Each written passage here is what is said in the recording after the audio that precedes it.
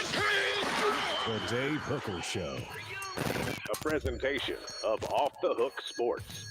Objective insight, expertise, top guests. Available on YouTube, Apple, Spotify, and the Off the Hook Sports app. Download now for free. Also available on offthehooksports.com. I compute and obey. Now to Dave Hooker. Ready. Off and rolling. Welcome to the program. We discussed Joe Milton III, why a national columnist thinks that Shane Beamer and Spencer Rattler are a better bet than Joe Milton III. And that's not me ripping him on the message board. I trust Joe Milton III more than Shane Beamer and Spencer Rattler, but we'll have that discussion. That'll be today's tough question. T. Martin's son is in the portal. Is that somebody that the Vols should go after? Also, a little Josh Heupel versus Lincoln Riley. We've done this before, so we'll welcome in our Oklahoma Sooners fans, as they will no doubt rip us for discussing Josh Heupel versus Lincoln Riley. And we'll hear from some Southern Cal fans as well. This goes way back to one of the first conversations we had about Oklahoma and could Josh Heupel ever go back. It is SEC spring meetings, so we've got Brian Kelly and Kirby Smart, their takes on Nick Saban, and also how about softball making it back to the College World Series. So a lot going on. Caleb Calhoun, how are you, sir? I am good. Happy last day of May. As we all know, that's the greatest month of the year because it's my birth month. But no doubt. And it's my anniversary month. Oh, there you go. There you go. So it's a lot of things going on at once. How do we keep track? Well, extensive note taking. And I want to tell you that you did a great job not coming down on Adam Rittenberg from ESPN yesterday. I was a little concerned that you might come down on him after he shared his thoughts on offensive production projections over the next few years. So we didn't see any of that.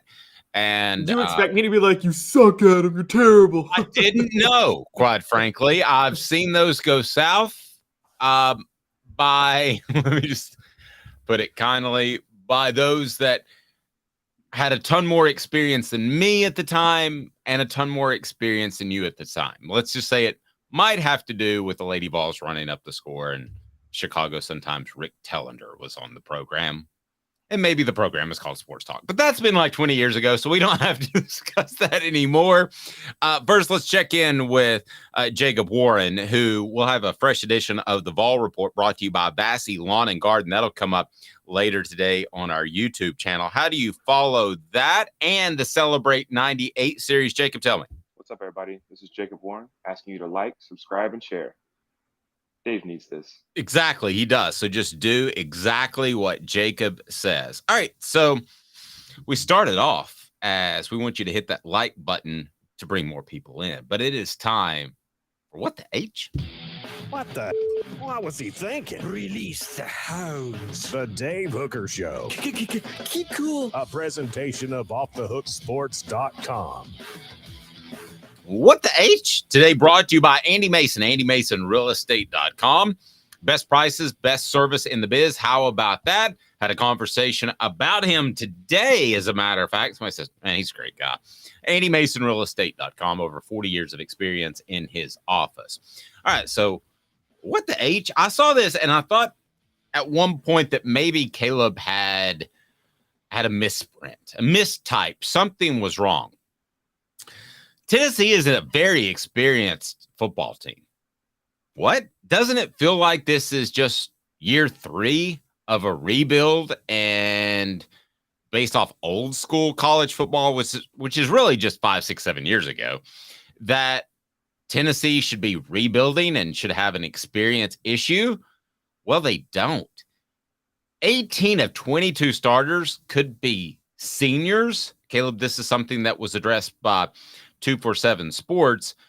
Pretty stunning when you look at 18 of 22 starters could be the seniors. And I don't want to get into my hinting that 2024 is going to be the year to best judge Josh Heupel. We can do that later. But first of all, what do you make of that number? That's a pretty big number. What the H? Yeah, it totally shocked me. So for those who want to check it out, it's another one by our friend Brad Crawford, who does a ton of work. We cite him a lot here because he does a lot of great work, quite honestly. And this one talks about what insider sources are saying about each SEC team. And so with Tennessee, we've been hearing all the talk about Joe Milton, Squirrel White, and the receivers, and kind of all the stuff you expect to hear. But the underrated part was that Tennessee low-key once again is loaded with experience despite losing a ton of experience last year. And I went back and thought about it, and this is still going to be a thing, by the way, for at least one more year, which is the COVID eligibility of 2020 has had so many players come back for 5th and 6th years of eligibility. You have the same thing going on right now with Tennessee. And Joe Milton himself, for instance, coming back and taking advantage of the 5th year of eligibility. Jalen McCullough in the secondary, and I think that's going to be a big help to them. What's underrated is where the real talk is we didn't think about this, but they are reportedly much more experienced on defense this year than they were last year.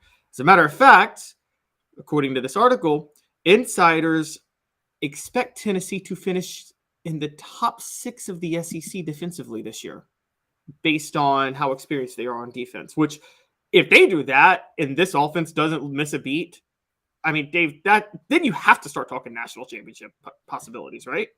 You do. And I do want to be really careful with this because, listen, you're right. Brad does a great job and he's reputable. And I think that these talking to coaches things, which I do, and I drop hints of coaches I talk to all the time on the program. I don't get on here, just make stuff up. So that you're hearing it from I would like to think a good source, and you're hearing it from somebody that's in the know. I'm not talking about me, but the people I talk to. So, but the scary part about these things, Caleb, is that could another coach try to raise the bar on an up-and-coming program like a Tennessee or like a South Carolina to put a little bit more heat on them? Like Urban Meyer saying that Texas was the most talented team in the nation. I think Urban Meyer, if something happened to Steve Sarkisian, would take that job tomorrow. I think he raised the bar publicly on purpose. So I do have that concern. And when we factor in the COVID year as far as seniors, yeah, some of them are seniors, but I think Jacob Warren has been a senior 3 times. This will be his 3rd tour as a senior.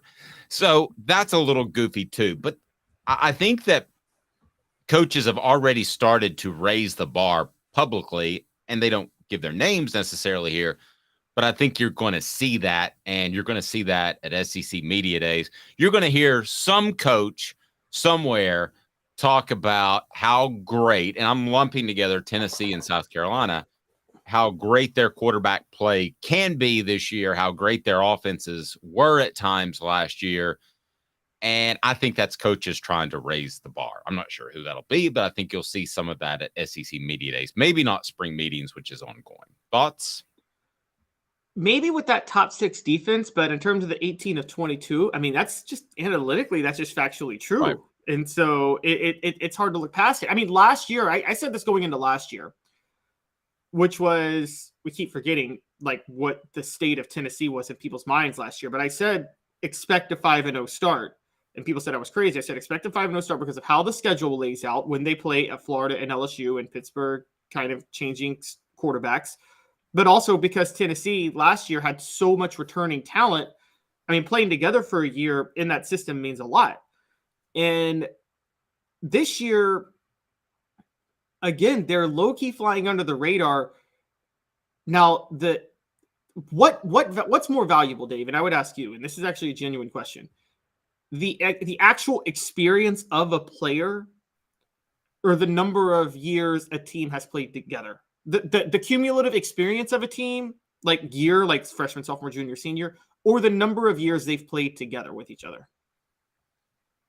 Well, I think the number of years they played against each other, but that's not really a thing anymore with the transfer portal. I mean, nobody's going to say, if Dante Thornton comes in and catches 20 passes for 200 yards this season, nobody's going to say, well, he didn't have enough time to work with Tennessee's offense. I mean, sounds like an excuse almost to me. I mean, the game is way different. So 5 years ago, I would have told you absolutely these guys need to play together and no chemistry, but that's not what anybody's looking for nowadays. They're looking for guys to come in and have an immediate impact. And I hear that a lot, but then I think last year, okay, yes, Brew McCoy was the number 2 receiver, but if Cedric Tillman doesn't get hurt, Cedric Tillman and Jalen Hyatt would have both had more receiving yards than Brew McCoy. So outside of Brew McCoy, it was everybody that really contributed last year was on the team the year before. That was a significant player. That's true. But you bring up the Brew thing. Okay, Brew coming over was late to get started in August. Okay, because he wasn't cleared. We didn't know until 7-8 days before the season started that he was going to be able to play after the transfer from Southern California. So Dante Thornton is going to be a more typical type of prospect that comes in early, at least the summer, if not mid-season, and gets to go through spring camp. So that to me is the exception to the rule. Sure, you would love to have guys that transfer and you could mold for 2 years like they'll have with Brew, but I don't think they're going to have that with most of the guys they bring in, whether we're talking about Peely or Thornton or whoever it might be. I think the goal is to get 1 good year out of them. If you get 2, that's great. Now, I'm not talking about the guys that come up from the group of 5. I'm talking about the guys that are already bona fide stars that want to get paid. And that's what Dante Thornton is. And he just wants to get paid. So he's getting paid. You're not going to get 2 years out of those guys, are you?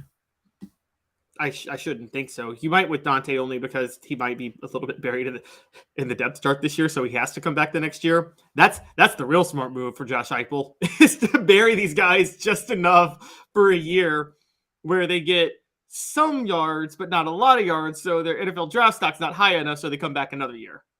I mean, you joke, but that is something that was done previously when coaches, not with transfers so much, but when coaches had some leverage, that was something that was done. I don't think they have that leverage now. I think Dante Thornton, not specifically him, I don't know that young man, but I think a top prospect like that would say, okie dokie, you didn't find a place for me and I came in January, then I'm cruising on out in the next January. I think that's what would happen. And he'd go to Miami was in the running. There were other schools in the running. I mean, heck, he could go back to Oregon and get a better paycheck if they got the right guy lined up. So I don't think that's going to happen. And remember this too. There is pressure on Josh Heupel to play the guys that got a price tag via the transfer portal. So it's not like it used to be where the coach has all the power, which for the most part, I'm a big fan of. I don't think the coach should have absolute power. But in this particular case, it allows the kid to make some really questionable decisions. Not necessarily Dante, but if somebody bolts after a year, Caleb, that ain't great for anybody. No, unless that's the 1 year you win the national title and, then you're going to take it. But I mean, I get your point. I would say that the question with Tennessee this year, though, the reason I asked that question, experience versus historical team chemistry, is this year they're relying on more transfers than last year. Not when I say transfers, 1 year just transferred into the program this year. Last year, almost their whole team, even the transfers, had been in the program for a couple of years. Again, like I said, Brew McCoy and Gerald Mincy, I think, were the only 2 transfers from the previous year that were major contributors.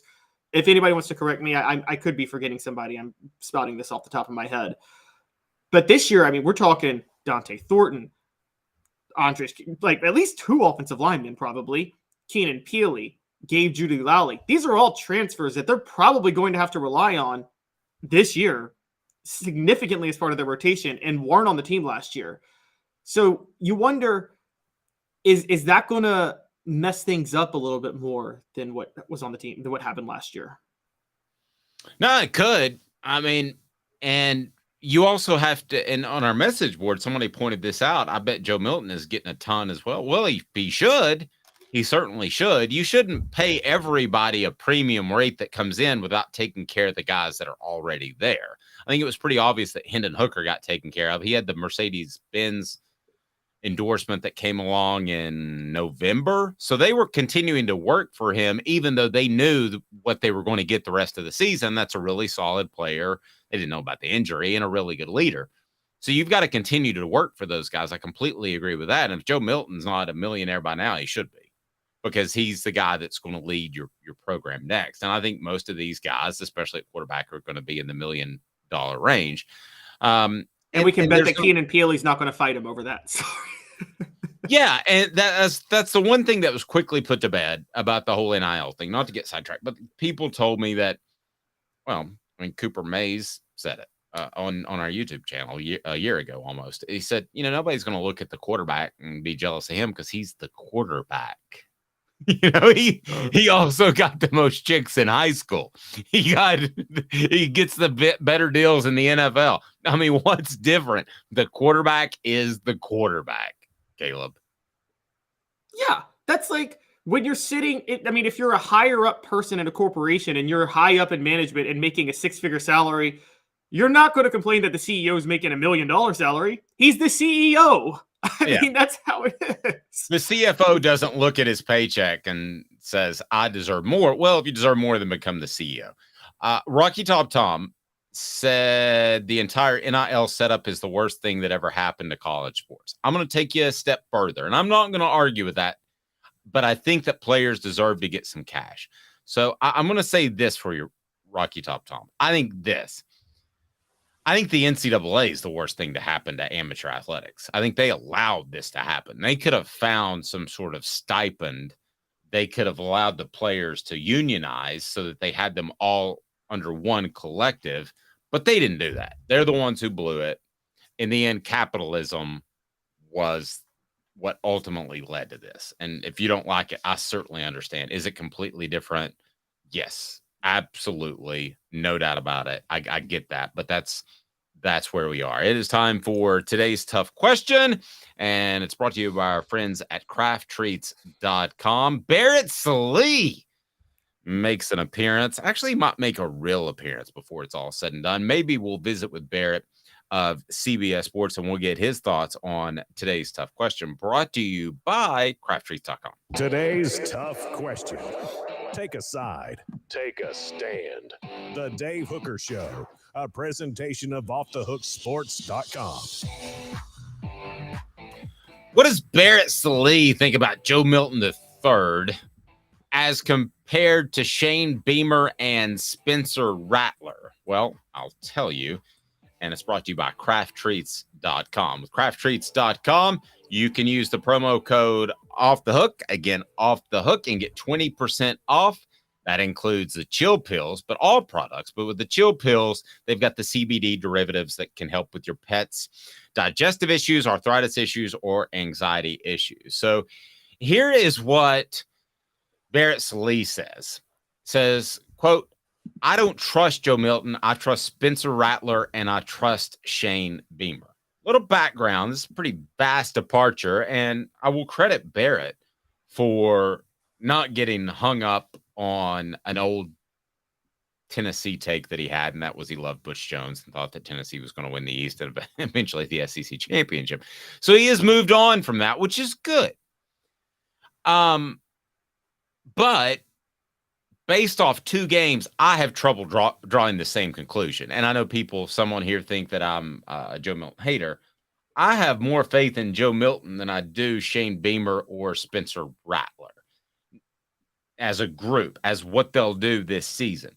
Now, if in the magic world of portals, you could trade a Spencer Rattler for Joe Milton III, I think there would be a case to be made for that. But as far as this year and what they accomplish, Joe Milton III and Josh Heupel's system, as opposed to South Carolina, what they got going on with Beamer and Rattler, I would take Tennessee in that regard. You, Caleb? Easily. Just because I have sorry, I have to say this. It's funny. You brought up Barrett Sallee being a Butch Jones fan, and I've actually defended people who thought the Butch Jones hire was smart at the time. But it is funny that he's defending Shane Beamer right now when a lot of people think Shane Beamer is the new Butch Jones. I actually like that comparison a lot. Yeah. So Yes, I have more faith in Josh Heupel and Joe Milton, and here's why. I think Shane Beamer in trying to figure out his offense is a deer in headlights. Look, I think the reason Spencer Rattler came on last year at the end of last year was Marcus Satterfield finally decided, hey, maybe I should utilize Spencer Rattler this way. And it took them till November to figure that out. And I'm like, what type of offensive coach are you when you can't figure that out until November? And Josh Heupel would have known what to do in January. Now, Marcus Satterfield is gone. They got Dowell Gaines as offensive coordinator, who I have no faith in whatsoever. I think Tennessee fans should be celebrating that hire all day long. And so because of that, yeah, I have way more faith in Josh Heupel and Joe Milton. Now I'm with you. I'll be honest. If I'm Josh Heupel, which quarterback would I rather have? Probably Spencer Rattler.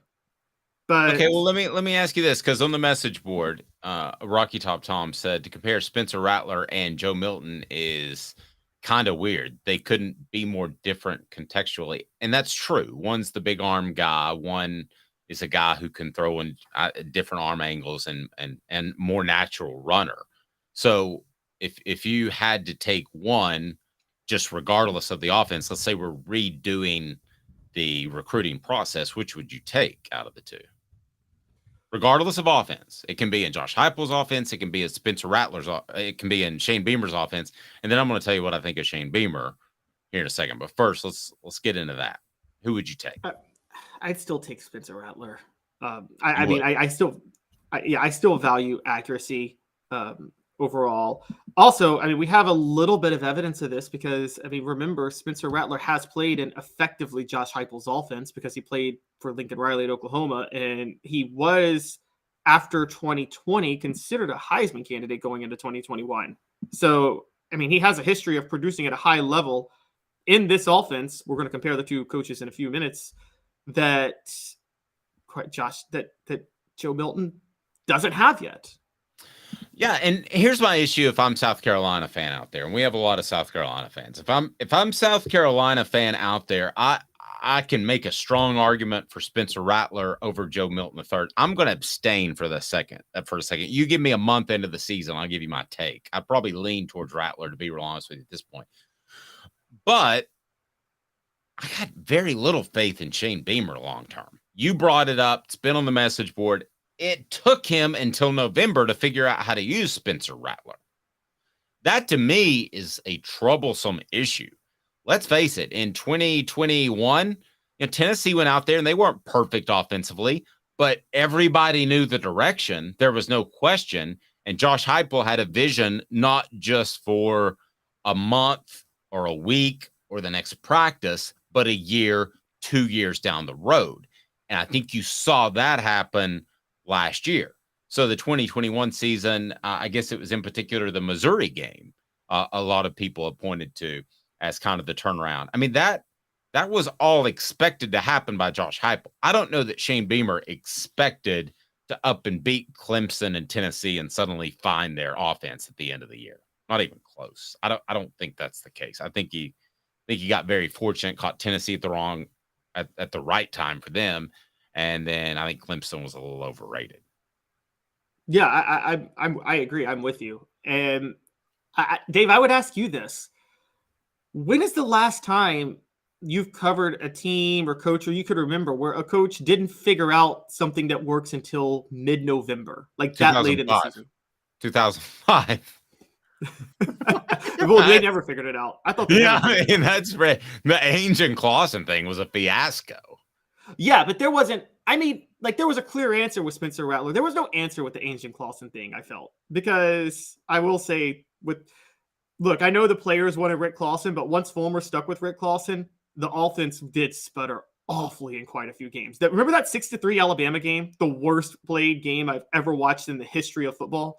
Well, but if you're talking about indecisiveness, that to me stands out. Most coaches will pick the dude and go. I thought they made a huge mistake. If you want to go way back with Rashad Baker, I thought he came out and just looked like the most, and Philip Fulmer said it, most natural receiver he had ever seen. And then he was at defensive back the next day, but he never went back. He never went back and forth. So you make your decision and you live by it.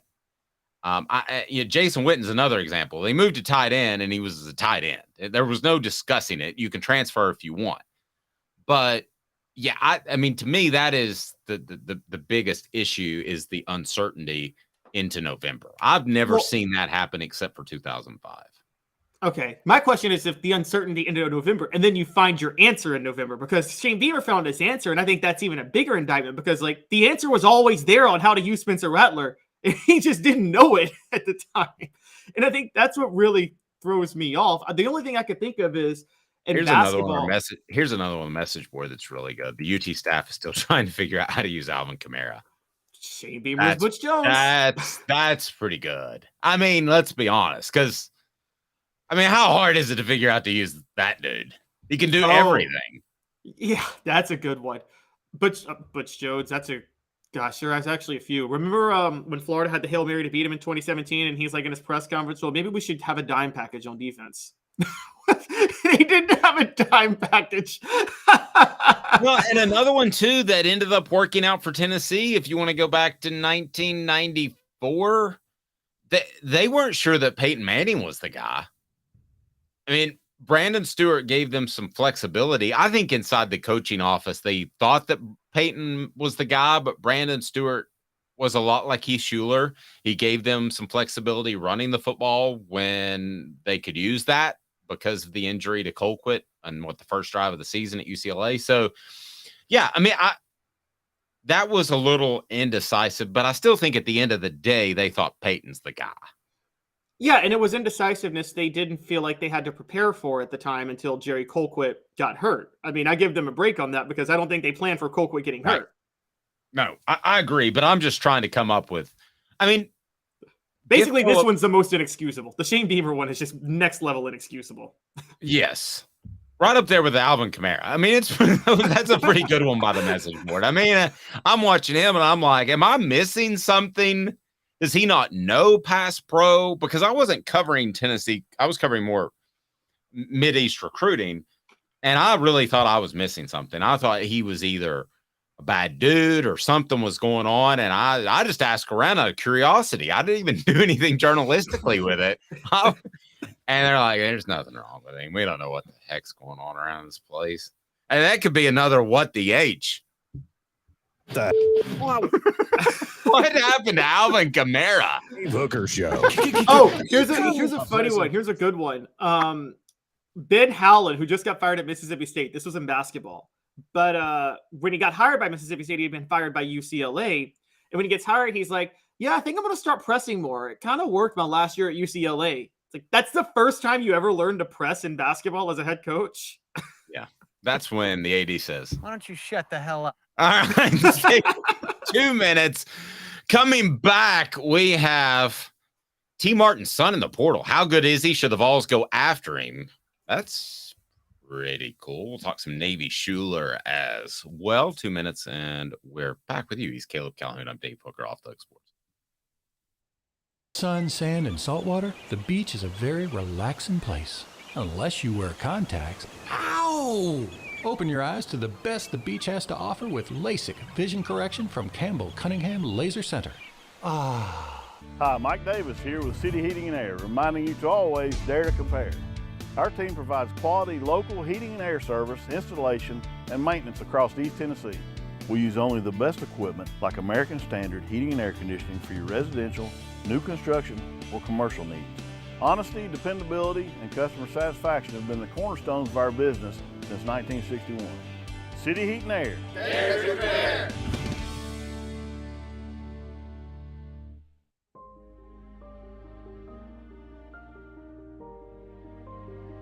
Our family has been creating one-of-a-kind pieces of jewelry in West Knoxville since 1986. Each piece is a combination of unique processes that bring your idea to life. Every day in our shop, a truly special item with a story all its own is being manufactured in our facility, bringing the history and family sentiment into a whole new generation of life. We're grateful that you chose us to be Knoxville's best jeweler, a title that we value and respect.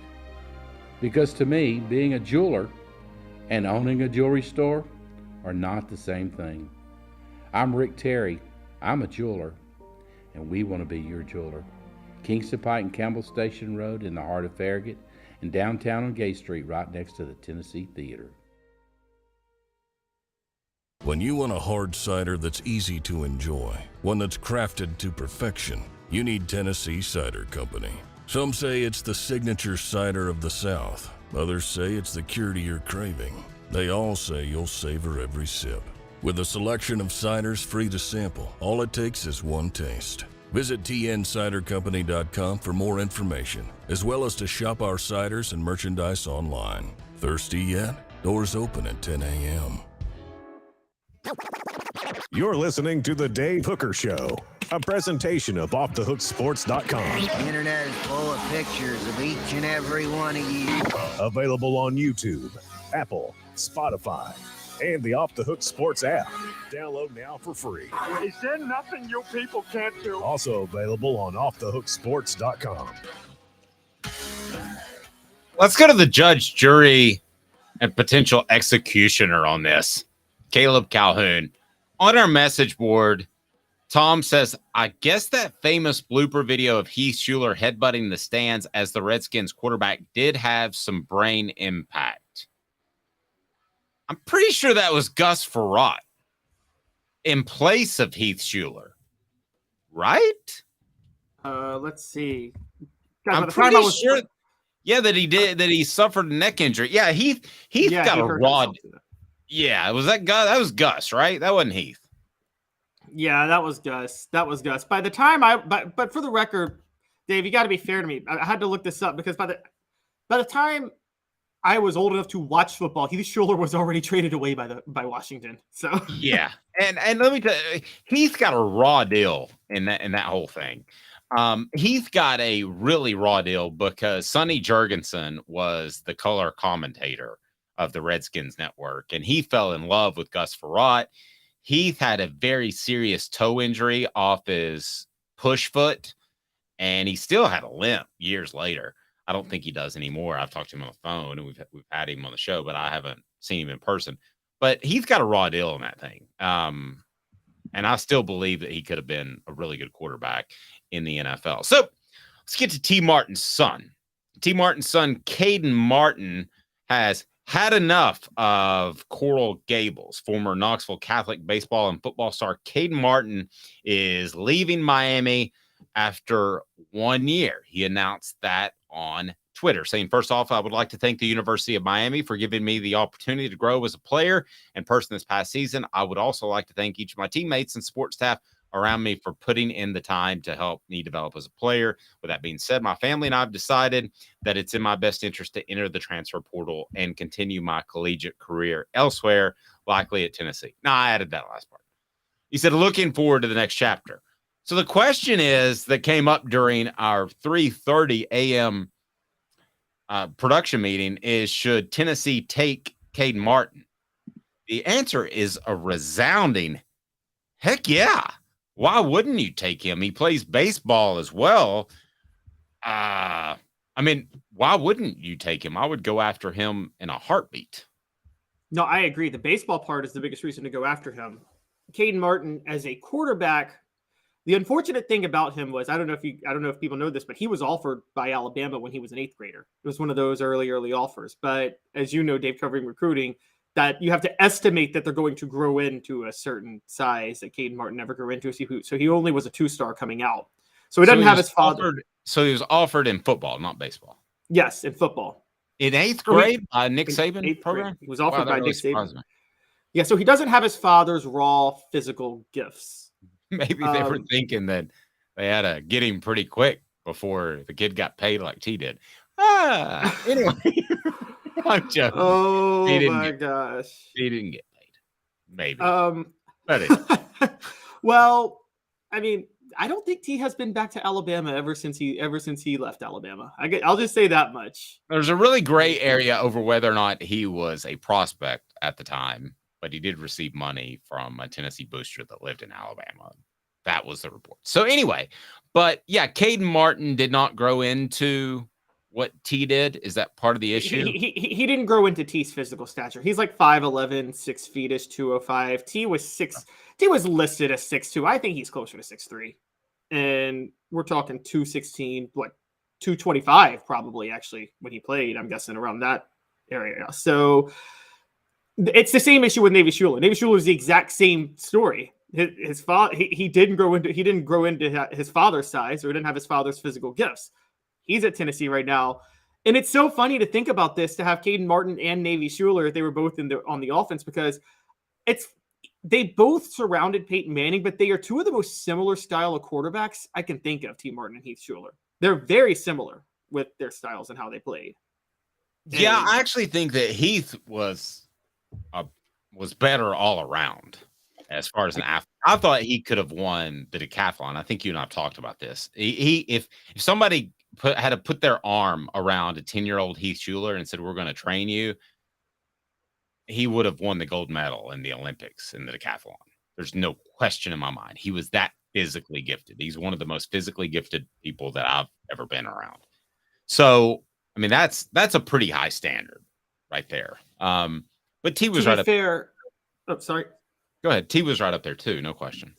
Yeah, and I've always wondered, like, who was the better quarterback? Because, I mean, obviously T was the winner, but, you know, the thing that makes it tricky for me is they both had an unfortunate circumstance. T's first year starting was better than Heath's first year starting, but Heath's first year starting was the whole 1992 Fulmer Majors saga, which split the whole team apart. It's crazy. But, yeah, exactly.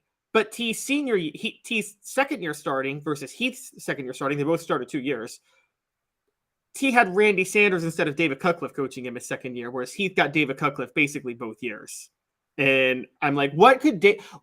Martin have done in 1999 if David Cutcliffe was still there? I feel like he would have been a lot, because he kind of regressed from 98 to 99. He did a little bit, and I think that he had the fundamentals in place from working with David. I think, though, that you have to continue to pound that home. And I don't think that was pounded home nearly as much. I mean, you got to remember, T. Martin's almost the same age as Randy Sanders at the time it took over. I mean, that's a slight exaggeration, but they were only like 10, 12 years different. So it's tough to stay on him about fundamentals. And then I think you and I would agree that play design, game planning, and everything slipped from David Cutcliffe to Randy Sanders. No offense to Randy, but it slipped a little, right? Absolutely. Funny enough, after looking at Randy when he was at ETSU, and there's some coaches like this, he's more of a head coach than a coordinator. And I know that's like, you always say someone's a coordinator, not a coach, but there are people who they actually can make good head coaches, but they're not necessarily cut out as coordinators. And I think Randy Sanders kind of fits that bill a little bit. Well, and let's be honest, Philip, also Fulmer, he disassociated himself to a certain extent with coaching. Not completely, but to a large extent, he wanted to be the CEO. He said that when David Cutcliffe was rehired to a group of reporters after the press conference. He said, "I think the best way to grow this thing is for me to be the CEO type and be able to raise money and recruit." That sounds good in theory, but he's a very good offensive coach. So he didn't need to be that removed. So I think that's part of the offensive line coach. I'm only going as far as offensive line coach.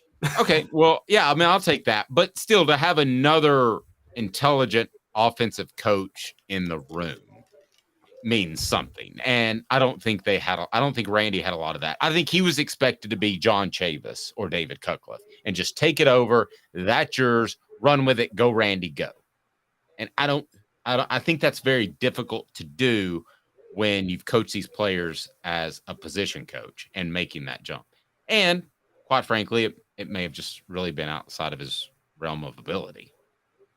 Yeah, and this is the problem with Fulmer. If you want to be the CEO, because I think I see like Dabo Swinney as a CEO, and I'm sure you do too, as a CEO of a program. But if you're going to be a CEO, totally, and when you lose Brent Venables, I think there's a real issue there. But yes, totally, right. That's a really good. I think that's what Philip wanted to be. Right, exactly. And if you want to be a CEO, the rule number one is you have to make the right staff hires.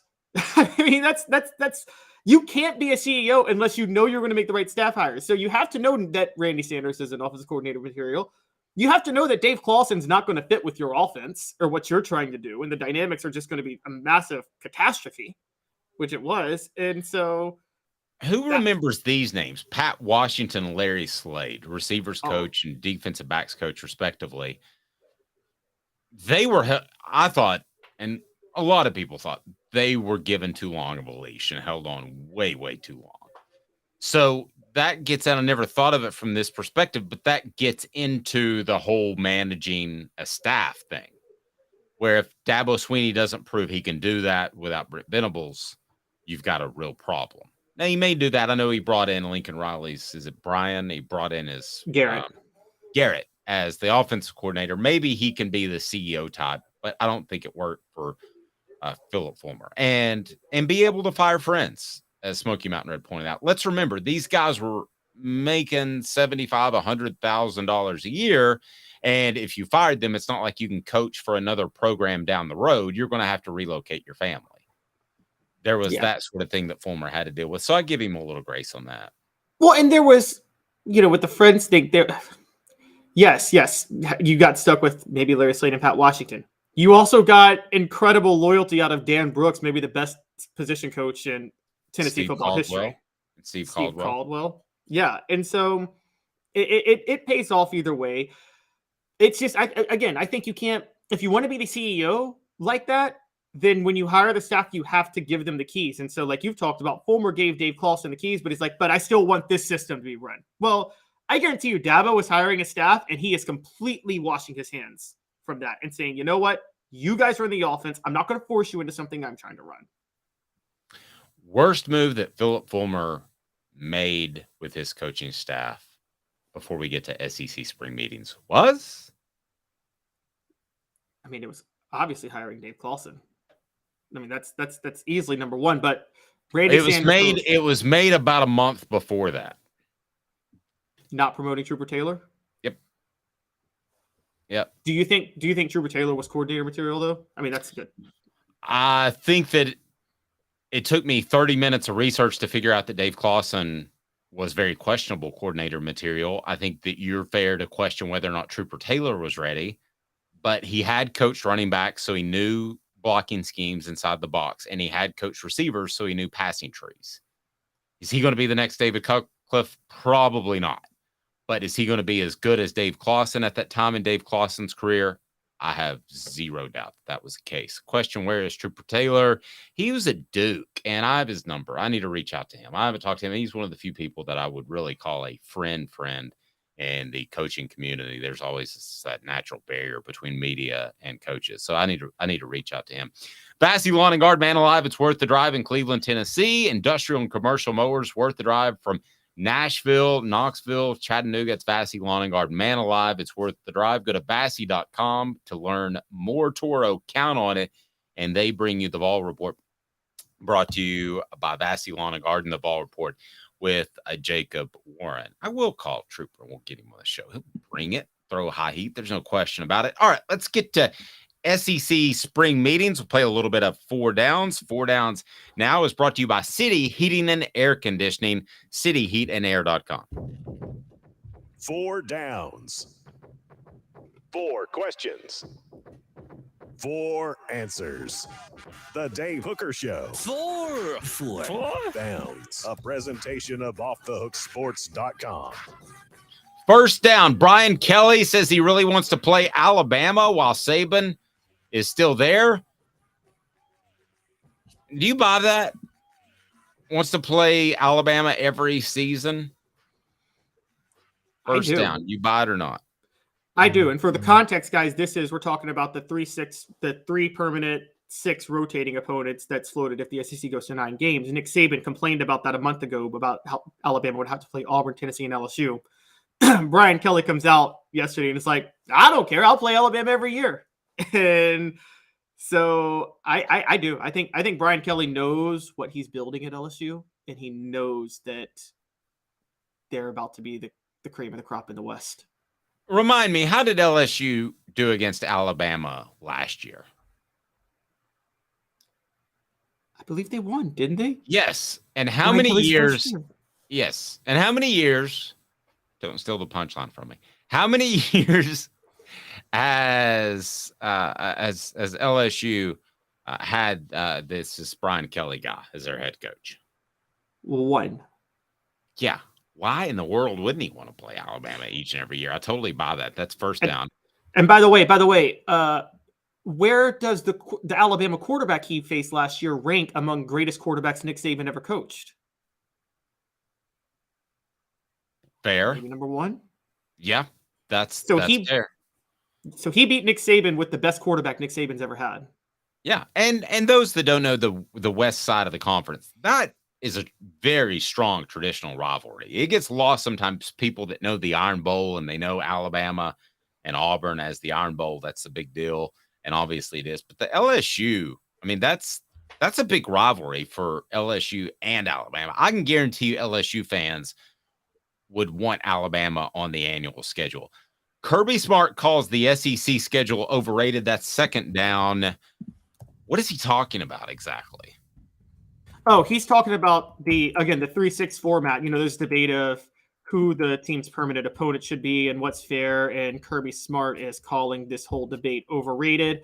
I'm looking it up now, but I have to be honest. I think Kirby Smart is just happy with the break he got because the floated permanent opponent for Georgia was Kentucky, Florida, and Auburn. And Kentucky, Florida, and Auburn. Florida still has not cleaned themselves up since 2010. And Auburn, it's outside of spending $100,000 on Cam Newton for an undefeated season in a national championship.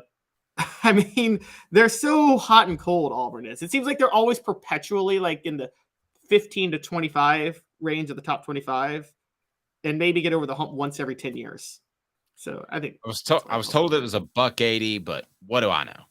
All right, for a Cam. All right, so Nick Saban against 3 schools. It's third down, rumored to be designated versus Alabama in the 3 permanent opponent format. He's voiced this before.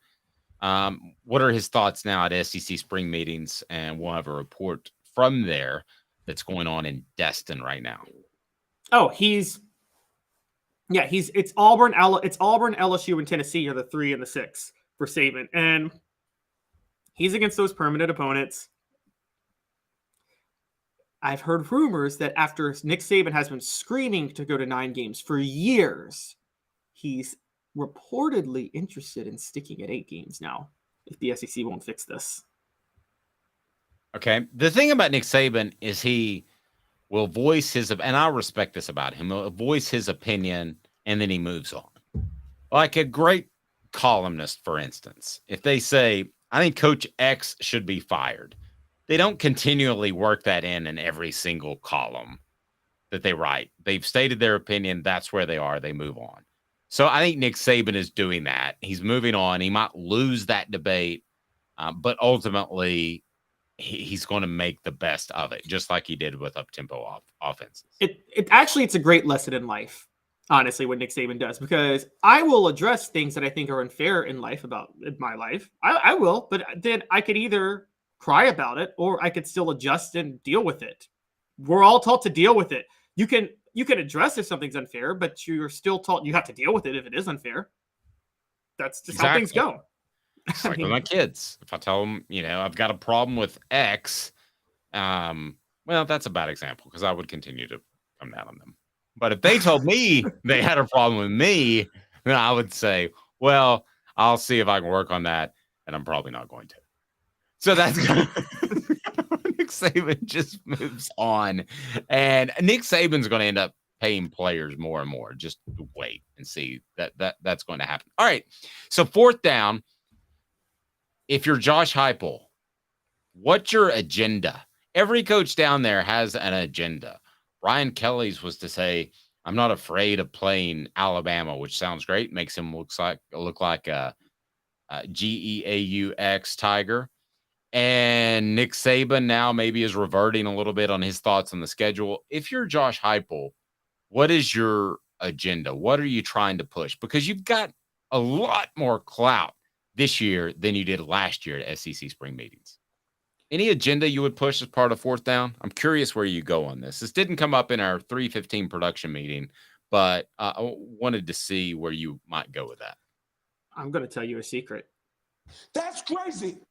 All right, what do you got? I think Tennessee is in such a rarely good position with NIL and who their permanent opponent would be, whether or not it's 1-7 or 3-6, that he shouldn't have an agenda. He should just sit back. Just keep his mouth shut. Just keep his mouth shut. I don't think Tennessee, I think there's no way this doesn't benefit Tennessee. If it's 1-7, their permanent opponent is Vanderbilt. If it's 3-6, their permanent opponents are Vanderbilt, South Carolina, and Alabama. Outside of Alabama, that's a heck of a deal. And Tennessee's rolling in NIL money right now, so they are winning on that. Stay quiet, Josh. Don't say a word. Okay, I kind of agree with you, but I kind of don't. And here's why. Because I would take it a step further. I'd push all my chips into the table, and I would say, here's the deal. I think the kids deserve more money.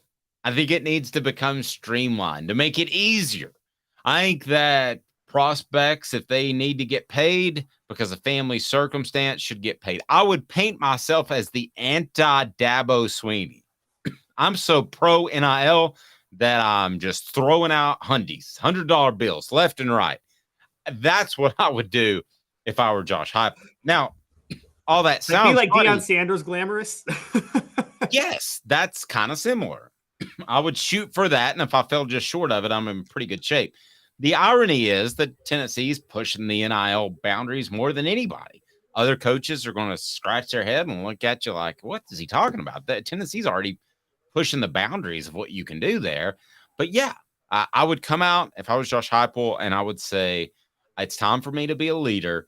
I want to find ways to get these guys more money and make it streamlined. And that's our goal at Tennessee. And that's why you should play for Tennessee. And Tennessee rhymes with money. And you should like money. And you should like Tennessee. And then I would leave with this. Hey now. And I'm out the door. Drop the mic, Chris Rock style. That's what I would say. Completely like Nick Saban. It is absolutely completely contrived and orchestrated, but that's what I would do. Now, Rocky Top Tom says we're pushing this NIL thing really hard, and it is going to come back and bite us the patoot eventually. Oh, Rocky Top Tom, will you stop being so anti-NIL? Like, Okay. Well, I mean, I don't hate that. It could. We'll see. But right the now, 21st century. Man, right now it looks like that's the platform to be on. I need to get the kids more money. I think these. I would take it this far. I would like to call upon all of my fellow SEC coaches and their respective boosters to find ways to get these young men more money. And what what I do if I'm Heupel, I'd start calling out the coaches. I'd be like, for all you coaches complaining about it, these kids are the reason you get these multi-million-dollar salaries. So maybe stop me. Like, this is the thing. Like, I love when coaches complain about it when, like, theoretically, they're state employees. So they're supposed to be there to educate kids in the public school system, technically. And they make $10 million to do that. And they don't educate them to do a darn thing except block and tackle. Okay? So, I mean, we sit there and say that with coaches. Can I take it a step further? I would also say, look at what LSU is doing. They're getting some gymnasts like $1.5 million a year. I hope the rest of their football players are being taken care of. Oh, wow. Throw them under the bus. Yeah. Like a little side shade. She is making like 1 point. Have you heard of that gymnast? I think I have. Lady? Yeah. But we talked about. She's a lot more attractive than any football players we've ever spoken of. We've talked about this, though. Who was it that brought up that LSU's like going all in on like all their programs? Was it Josh Ward that told us that? Or it was John Adams, because he was in Louisiana. I want to address, speaking of all this, before we get out of this topic, that Eli Drinkwitz. Let me add this one part. I do want to get to Drinkwitz. Let me add this one part. As right as Tennessee is doing NIL, okay, LSU is doing it a step better. Okay, from everybody that I've talked to. And part of that, LSU homer. Well, and part of that is because I think they're less concerned, the collectives, about making their own money and they're more concerned about growing the athlete's exposure. I think when you have one collective that's very strong, you have to be a little bit concerned that they're in it just for their best interest, and they don't want the player to get too big because then he starts cutting his own deals and he doesn't need an agent/collective. LSU has billboards all over the place with players on it. I don't see that in Knoxville. Caleb, yours Drinkwitz is Drunkwitz? Well, I'm going to defend Eli Drinkwitz because he was taken completely out of context yesterday by a lot of people. And believe me, guys, I wish what he said out of context, what we thought he said was true, because it gave us fodder for a show. And the more stuff we get like that, the better. But the line that was taken out was, he said at one point with NIL, people thought people are making more money on NIL than my brother-in-law, who's a pediatrician and saves lives. Yes, that nugget sounds stupid because Eli Drinkwitz makes more money than his brother, who's a pediatrician and saves lives. So, I mean, unless you think coaching saves lives, just stop. And I mean, I will say college football coaches really do think they're like saving lives. They think they're curing cancer with what they do a lot of times, and they're not. But well, listen, bottom line, a doctor deserves more. I mean, goodness gracious, a vet deserves more than an NFL player, I would argue, right, but it's where we are. The thing that drives me crazy, though, is like every other part of the country, when there's unfair wage standards and differences, we all say that's capitalism. That's the market. But when an athlete takes advantage of capitalism in the market to make their money, we're like, oh, that's so immoral. Why is that immoral? Why is that any more immoral than anything else where people make money that they don't deserve? And that's where I'm at. But what I was going to say was, I'm sorry. Go ahead. No, I interrupted you. Drinkwitz's full comments, guys. He was asked a question about gambling, and he said, we're giving guys 18 to 22-year-olds life-changing money. People are making more money on NIL than my brother-in-law, who is a pediatrician who saves lives. And we kind of do it cavalier, and we think there's not going to be side effects or issues. There's information out there, bad actors out there, always trying to make a dollar, running around campuses trying to gather information. It's going to become a key locker room issue.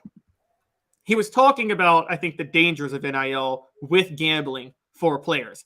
Now, yeah, the pediatrician saves lives. He should have just cut that out. That made no sense. I mean, that's his problem, though, is he never stops talking or talks when he shouldn't. He did the same thing on the Jim Rome show for SEC Media Days. I mean, that's Eli's problem. That's like, saying this guy, the Oscar Pistorius would be faster if he had two legs. I mean, maybe he would, but it's not going to change who he is, and Eli's not going to change who he is. Yeah, exactly. And so I defend Eli with the context of what he was trying to say, but it was just a weird thing to say. That doesn't mean I believe in Eli long term. I'm with you. I'm not so sure he's the smartest coach in the world. And I have actually read I've read a lot of actual accounts of his idiocy. Is that what you've read? For the 5 Missouri fans that do exist in online, I have a lot of people were wanting the Josh Heupel hire before Tennessee hired him. They wanted Josh Heupel over Eli Drinkwitz. I could just say that. Yeah, I've had. Yeah, I mean, I could think of the guy I bumped into at the gym would have been a better hire than Eli Drinkwitz. I mean, all right. The three Stooges, Eli Drinkwitz, right Shane Beamer, Billy Napier. Yeah, that's right up with the Butch Jones thing. All right, so coming up, the team you're not talking about, guys. The team we haven't talked about. We deserve some of the blame, but you need to hear about them next. And they're doing great things. Could a championship be in their grasp? Possibly. 2 minutes, Caleb Calhoun, Dave Hooker off those. To own the more that owns every job, then get to Vassey Lawn and Garden in Cleveland and get you a Toro. I'm David Vassey, here to talk to you about Toro. With a Toro Zero Turn, you'll get more out of every minute and you'll reach the finish line faster. At Vassey's, we like to say, no matter if you're mowing 3 acres a week or 11 lawns a day, homeowners and business owners alike find confidence in equipment they can trust from top to bottom. Vassey Lawn and Garden, Highway 60 North in Cleveland. Man alive, it's worth the drive. Hi, Mike Davis here with City Heating and Air, reminding you to always dare to compare. Our team provides quality local heating and air service, installation, and maintenance across East Tennessee. We use only the best equipment like American Standard heating and air conditioning for your residential, new construction, or commercial needs. Honesty, dependability, and customer satisfaction have been the cornerstones of our business since 1961. City Heat and Air. There's your pair.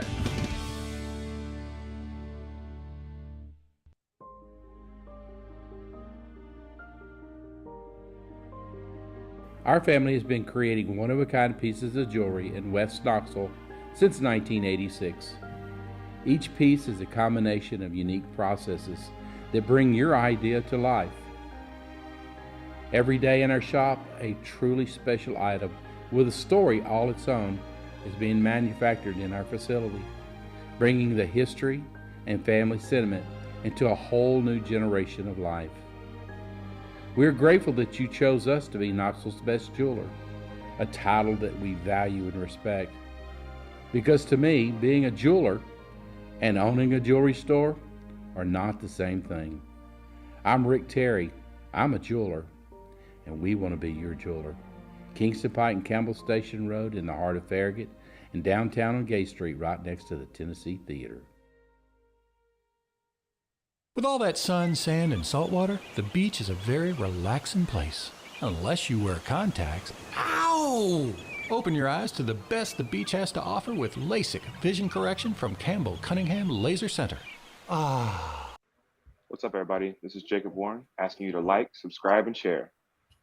Dave needs this. He does. Objective coverage. Hey, that's new. If we get caught, we're going to jail. The Dave Hooker Show, a presentation of Off the Hook Sports. YouTube, Apple, Spotify, and the free Off the Hook Sports app. I'm going to need to see some identification. Back to Dave Hooker. The message board. Someone's about to talk softballs. Is that a thing now? Softballs? Maybe we'll talk some softballs, but I haven't heard that. I've heard diamond balls. Softball, baseball, softballs. I've never heard softballs for softball, but well, I kind of like it. Maybe it's something that we could start. I'm sure that some licensing agreement would prevent us from coming up with T-shirts. But the by the way, Travis says, ever buy a pediatrician shirt? No, you don't. You don't, but some people bought a Hooker shirt because of the quarterback, and I don't know that. I love my doctor, but I don't know that anybody's bought a Dr. Smith shirt. I mean, it's funny you said a Hooker shirt. In Nevada, the market dictates the better hookers do get paid, man. The better sex, like that's capitalism. I guess. Yeah, is that Pahrump or something that's in Nevada that people go to for the real other hookers? Is that what you're referring to? I don't know what it's called. The thing that shocks me with Nevada is if you are great at sex work, why would you work for somebody? Can't you really just run your own business and make your own clients? Sounds like a Theo Vaughn topic. I'm Dave Hooker. He's Caleb Calhoun. We have the discussion that I wanted to get into now, and that is, before we get to the softballs, Josh Heupel versus Lincoln Riley. Who runs their offense better? Which is very similar. Let's give a little bit of context. Josh Heupel's offense is not the same offense that Mike Leach ran, for instance, just because it has some tempo and they throw the ball a lot. The Josh Heupel's offense, to define it, is based off wide splits. It is based off tempo. It's based off putting the safety most oftentimes in a very difficult position and making reads off of him. So Heupel's offense and Riley's offense are very similar in that regard, Caleb. They're not even necessarily, their offense is not exactly the TCU offense. They all do a little something different. But those three offenses in particular, before we get to Heupel versus Riley, how would you compare those three offenses? Well, Garrett TCU's offense is a lot closer to what Mike Leach did. It's the air raid that actually, don't speak ill of the dead, but it adjusts better to personnel and defensive schemes, whereas Mike Leach's air raid was, I'm sticking to this system, the way we run it, and I'm not going to change it at all. Yes, and I don't think that's even speaking ill of him. It worked out at schools that didn't win a lot of football games before he showed up. So yes. It was simple. They were able to do it. Would it have translated had he got the job at Tennessee? I don't know. I think Tennessee's in a better position with Josh Heupel, frankly. So what do you think of Heupel versus Riley? I'm curious. So I made up a term. I made up a term for their offenses last year, and I called it the veer and shoot, which is it's a combination of Mike Leach's air raid. It actually does involve that, but it brings in the principles of Art Briles' offense and what he developed at the high school level in Texas, which is where you get the wide splits and things like that. They pretty much run the same offenses on different sides of the country. If you really watch Lincoln Riley and Josh Heupel. And for those who want to know the history with this, we talked about this earlier, Josh Heupel was forced to include RPOs and zone read options in his offense in 2014 by Bob Stoops, because Bob Stoops got torched by Johnny Manziel in the 2012 Cotton Bowl, 2013 Cotton Bowl, and he wanted to add the element of the RPO that Cliff Kingsbury used in the air raid and force that on Josh Heupel with Trevor Knight. And just so people know, for those who don't know the ins and outs, that's very anathema to the offense Josh Heupel runs and what Trevor Knight can do. There's not as many RPOs. What word did you just use there? Anathema, contradictory. Sorry. Tough one. Blasphemous. Yeah. And it's very, I don't know if people noticed this last year. There weren't that many RPOs. I don't think there were any, were there, by Hooker last year in Josh Heupel's offense? I thought there were some on the goal line. Yeah, I thought there were. Yeah, I definitely thought there was some on the goal line. But when you're spreading the field at midfield, you're not running that many. And he was trying to force that because he wanted Trevor Knight to be Johnny Manziel. It didn't work. It clashed. Oklahoma still had a good offense, but Heupel was scapegoated. He was fired. And then Stoops brings in Lincoln Riley to run the exact same offense that Josh Heupel wanted to run. And so in Oklahoma, that propels Lincoln Riley to head coach, gets him the USC job. Thankfully, Josh Heupel rebuilt himself after being railroaded. But that's where this connection comes into play. Lincoln Riley was allowed to run the offense at Oklahoma. He became a household name running the offense at Oklahoma that Josh Heupel had wanted to run for 4 years and wasn't allowed to run by Bob Stoops. And now they're running the same offense on different sides of the country. Here's ultimately the debate, right? It's Lincoln Riley has done it longer as a head coach. Josh Heupel, and by the way, Lincoln Riley has a Heisman Trophy winner just this past year. So let's not just dismiss him like Heupel is immediately better just because you might live in East Tennessee. I think the debate is Lincoln Riley has done it longer and had more success, as opposed to Josh Heupel has done it with lesser parts, particularly at Tennessee and Central Florida, and has had success.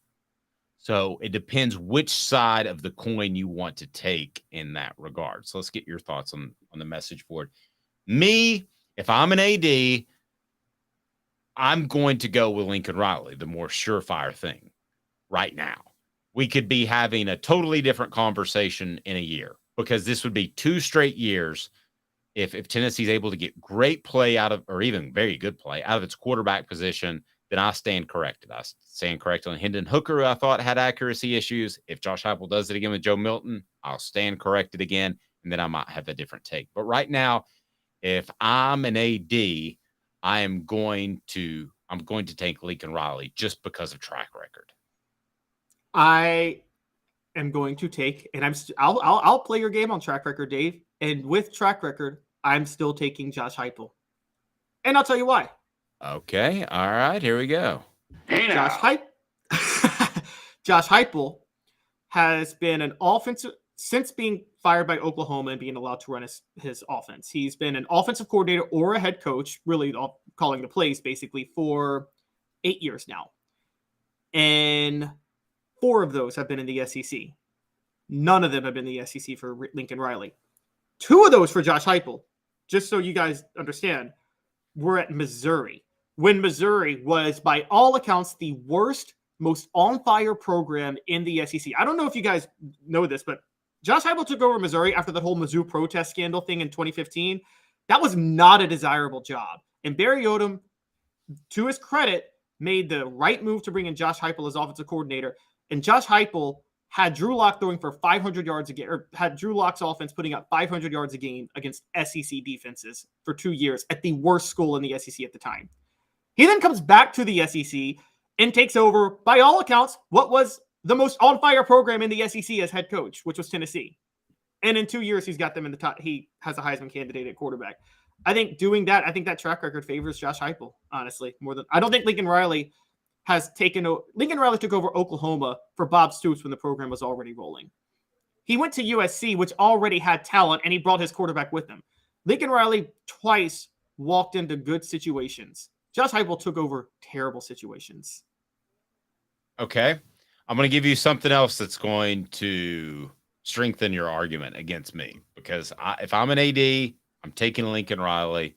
I can get ripped on the message board if you want me to. I may have a totally different take in 8 months, 9 months. But Lincoln Riley is doing it and has done it against defenses that weren't very good. I mean, when he was at the Big 12, I mean, there was a ton of points scored. They couldn't play with the SEC more times than not. And the Pac-12, the defenses are even worse, Caleb. So he has had that ability. So that strengthens your argument. I don't think there's any question about that. Again, though, to strengthen my argument, has Tennessee truly played for a championship? I can't say that they have, because of the way they fell so flat against South Carolina. They were on the verge of it, but they haven't. Lincoln Riley has. I also would think that Lincoln Riley, given his experience, might have an answer when things went so wrong in Columbia. Now, maybe with the Jeremy Banks issue earlier and Hooker getting hurt, it just was never going to happen, and that's possible. But I would like to think a more tenured coach would have an answer at some point mid-game, right? But there was no answer for Tennessee and Josh Heupel. I mean, before we get there, and this isn't necessarily because of his offense in his defense if you watch those games, but can Lincoln Riley win a playoff game? Can he win one college football playoff game? He's 0-3 against the SEC when he was at Oklahoma and played in the college football playoff. And the last one was an embarrassment. They lost, I think, 63-28 to LSU in 2019. And so, yes, the South Carolina game, they laid an egg, but look at what what's been happening to him. Now, he did beat an SEC team in a bowl game. I think he beat Florida in 2020. He beat Dan Mullen in Florida in 2020. So I'm really to the point where I'd like to take all bowl records and just throw them away, because I covered so many of those. I don't know who was motivated half the time. I knew after the game, after watching the game, but if you start citing Lincoln Riley here and Lincoln Riley there in bowl games, man, I would have to go back and look. Were both teams adequately motivated to win whatever they needed to win at that particular time? I don't know. I don't remember that. I don't remember the forward motivation going in. What we're really seeing is bowl games are actually, ironically, what they used to be when the polls were counted before at the end of the regular season and before the bowl games. It's, for those who don't know, bowl games were glorified exhibitions through the 1960s. I mean, I can go through the list of teams that have national championships and lost their bowl games, including the 51 Vols. But I'm kind of with you. I think they were kind of glorified exhibitions up until like 2000 when they had, or 98 when they had the BCS system. Well, the elite from the 70s through the 90s, the elite bowls were teams cared to win those games. Tennessee cared about that 85 Sugar Bowl. They didn't have a national championship to play for, but they cared about playing in that 85 Sugar Bowl. Yeah, but it was so hit or miss still. I mean, no, they cared about the 85 one, but does anybody remember the 84 or 86 bowl game they played in? Didn't they play in the Peach Bowl in 86? I mean, you would, but most people wouldn't. Yes. And I look at some of the other bowl games that, I don't think Tennessee wasn't motivated to play in the 99 Fiesta Bowl. It would have been the 2000 Fiesta Bowl after the 99 season. I question if they were motivated in the 97 Orange Bowl when they lost to Nebraska, because Michigan had won the day before. So they found out even if they had won that game, they wouldn't have been national champions. They were absolutely not motivated to play in that game. Yeah. Yeah. I mean, it was all determined. It was, the question was, will Nebraska split with Michigan, or will Michigan be national champs outright? Tennessee had no shot by the time Peyton Manning's last game kicked off. And I mean, that's a fair debate. You're right. Let's throw out bowl games. But in games that matter, Lincoln Riley's never beaten an SEC team.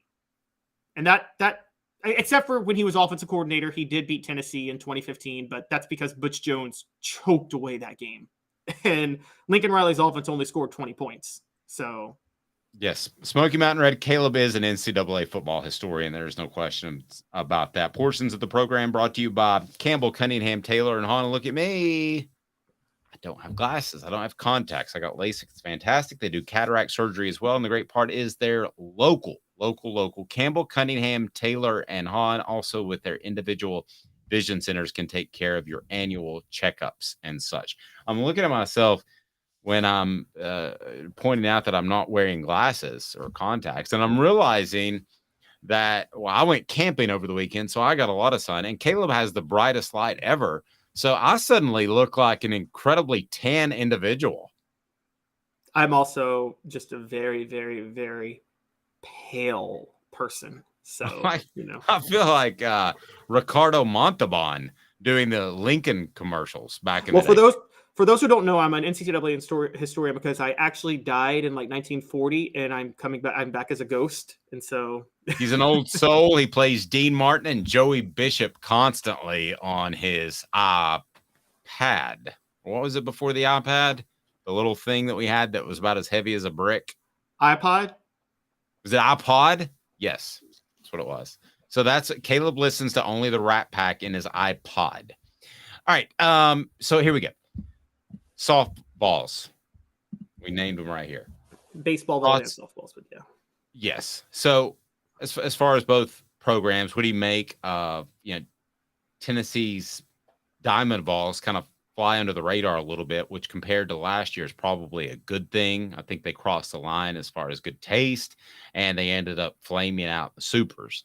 And then you have the softball team that's just quietly been pounding on the door. I feel like with this softball team, because they missed their opportunity with Monica Abbott, that there's this sense of, I'll believe it when I see it. Is that fair by Tennessee's fan base? Is that fair for me to say that? Yeah, it is, because when that Monica Abbott situation happened, for people who need context, at the time, the Pac-12 or Pac-10, I guess back then, dominated softball, like just dominated it. And here comes Tennessee from the SEC, all getting so close to winning it, and then Arizona pulls it out, and you start to think, okay, it's just not meant to be for a team like Tennessee to win the national title in softball. This is a rare chance for them. They haven't had as good of a season since then until now. And this season, this team might even actually be better. You have a chance to right the wrong of 2007. This is Dirk going back to the NBA Finals in 2011 after losing to the Heat in 2006 and choking away that 2-0 series lead. This is that situation. And it is, you're right, it's under the radar because of that loss, and also because Oklahoma has really kind of put together a mini dynasty in softball. But guys, Tennessee has a really good chance of winning this thing. And I don't think people notice that. And if they do, in softball, in softball. And baseball is such a crapshoot of a sport. I'm with you. I think it's good for them that they're on the road playing under the radar. They don't get to host a regional in the NCAAs. Is this baseball team more likable, even though they're less successful? Tennessee's baseball team? Or are they less likable? I think to Tennessee fans, not to Caleb or to Dave necessarily. I wouldn't say less likable. I think the thing with it is last year, you're only unlikable if you're doing what they were doing last year and you don't produce. For instance, I'm a Grizzly fan. The Grizzlies talk a lot of trash, and then they go and lose in the first round of the Lakers. That's an unlikable team, okay? Or if you're the Bengals in the NFL, and you talk all that trash about Patrick Mahomes, and then you lose to him in the playoffs. That's an unlikable team. I think this baseball team, I think they were smart to be quieter this year because they were just not as good. or not able to run through the SEC. So I think their attitude both years kind of matched up with their play. And so I don't know if they're I don't think they're more or less likable in that way. I think to the Tennessee fan base, and correct me if I'm wrong, would love to see your comments below. We replied to all comments, but I think you'd rather have last year. If they ended at the same point in the Super Regionals, I think you would rather have last year's Diamond Balls as opposed to this year. They were exciting. They crossed the line at times. There's no question about that. But I think you'd rather have that. Now, if you're like, let's say an Alabama football program, somebody takes over for Nick Saban, you don't want that because there is this tradition. Well, there's not a great tradition at Tennessee baseball. There's not. I mean, there's every 15-year tradition, something crops up. So, and I think this is a football town, like every single SEC town except for Lexington, Kentucky. So I think at the end of the day, when you've got some spice, people like that. I think people like Jerry Green's teams because they were dunking and throwing it down and throwing oops. They didn't necessarily like what Jerry Green had to say about the fan base, and eventually that hurt him, probably cost him his job. But I think Tennessee fans like the spice, and I don't blame them. You are the guy who is just compared to the LSUs of the world, compared to who are some other South Carolinas of the world, some great baseball programs. You're the guy that doesn't matter. So the guy that doesn't matter, I think people appreciate it when you make some noise and say, I matter. Oh, I agree. Go ahead. It may be your Grizzlies path of thinking. It may end up that way, but I still think people would like that as the prelude to the collapse. Well, the problem with my Grizzlies pathway of thinking is they acted all that way. Ja Morant says, I'm fine in the West. Then they lose in the first round. And then 2 weeks later, Josh partying with another gun and seems to not even care that he lost. So I'm going to talk all this trash. I want to embarrass myself and then not care that I embarrassed myself for trying to get better. I don't think Tennessee was that way. But you're right. Look at LSU women's basketball. The whole world hated Angel Reese after that title and the way she was talking. LSU's embraced it. The whole state has embraced it. And you're right. That's how you get a gymnast making $1.5 million or whatever in NIL. And so I'm with you on that. I think it's a good thing. Dave, here's an underrated thing. How big of a deal is this? And I wanted to ask you. Tennessee is one of only 4 schools to make a bowl game in football in the NCAA tournament in basketball, women's basketball, baseball, and softball. Is that a big deal? I mean, if I'm Danny White, I'm bringing that up in my next contract negotiation. For sure. So they're only one of 4 schools to do that. And they're only one of 2 when you throw volleyball in the mix. Okay, well, I have no idea who the other one is volleyball. But what were the stipulations on football again? Bowl game. I said bowl game in football. And then NCAA tournament in the other sports. Okay, they've come up a lot. I'm going to play the guessing game and see if I can do this. I'm going to go South Carolina as one of the other ones. Oh, you want to guess the other schools? Yes, quickly. I'm not going to take forever. Is South Carolina the other one? No, it is not. That's crazy. All right. LSU the other one. Nope. That's crazy. I'm not going to get a single one. I'm going to give you a really big clue. You really got to shoot your shot with this one. John Morant? No, college. No, I'd shoot your shot. But you're kind of on the right path. I just want to say you're on the right path with that. I don't know who it is. Tell me the other 3. Alabama. Shoot your shot, man. Yeah. I almost guessed Alabama. I should have. Alabama, Duke, funny enough. For some reason, I was going to guess Duke. I'm not even joking. I didn't, so I lay no credit to it. And the 4th and final one is the only other school to make it in all those sports plus volleyball is the other UT, Texas. Okay. And who is the volleyball one? Well, that's what Tennessee and Texas are the only 2 to make it in all 5 of those sports plus volleyball. Okay. Gotcha. All right. It's good stuff.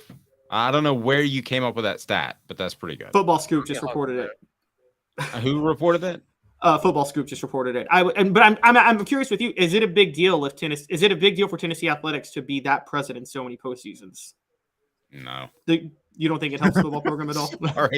I'm sorry. I mean, at the end of the day, I see the analytics. It's 90% football.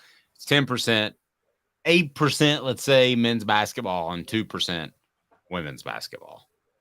And then everybody else is fighting for like a scrounge of a percentage. Yeah, I don't think Alabama cares if their basketball team's put on probation for the rest of eternity if they get another national championship. You could walk around a baseball game and say, I'll trade you 10 years of season tickets to see the Diamond Vols play, or you can have 1 year of football tickets. And what's going to win out? Well, for me, it's going to be the 10 year. I'm taking the 10 years of season tickets in baseball because I like watching football games on TV. That's fair, but I think you know the answer. Yes. He is Caleb Calhoun. I'm Dave Hooker. Weekdays at 10 a.m. Eastern time. It's a short week, but we're not short on content. We'll have news from SEC spring meetings coming up, and there is a lot going on. Josh Heupel, I'm sure, will make some news in some shape, form, or fashion. For Caleb Calhoun, I'm Dave Hooker. This has been a presentation of Off the Hook.